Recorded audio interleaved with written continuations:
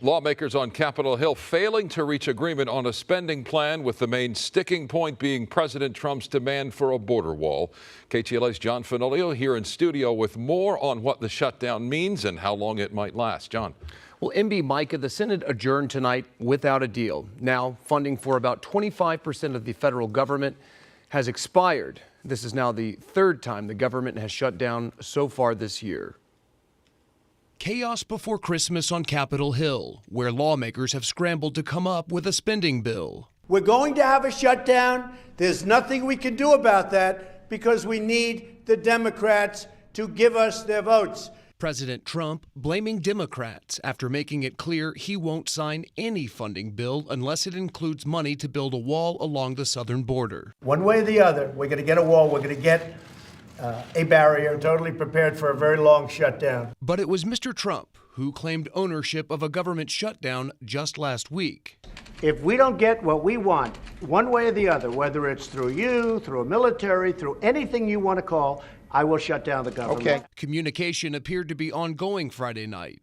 Vice President Mike Pence, advisor Jared Kushner, and acting chief of staff Mick Mulvaney traveling to Capitol Hill to meet with Senate Democratic leader Chuck Schumer. Democrats have offered 3 proposals to keep the government open, including a proposal offered by Leader McConnell that passed the Senate unanimously only a few days ago.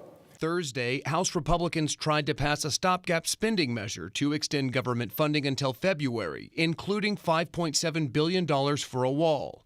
But that failed in the Senate. And earlier this year, Democrats offered the president $25 billion for the wall in exchange for protection for Dreamers, those undocumented immigrants brought to the U.S. as children.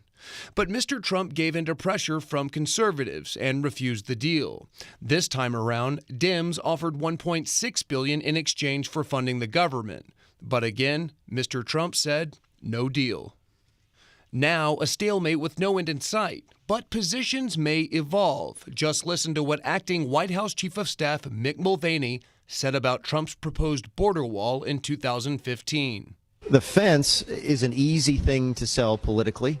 It's an easy thing for someone who doesn't follow the issue very closely to say, oh, well, that'll just solve everything, build the fence. The fence doesn't solve the problem. To just say, build the darn fence and have that be the end of an immigration discussion is absurd and almost childish for someone running for president to take that simplistic a view.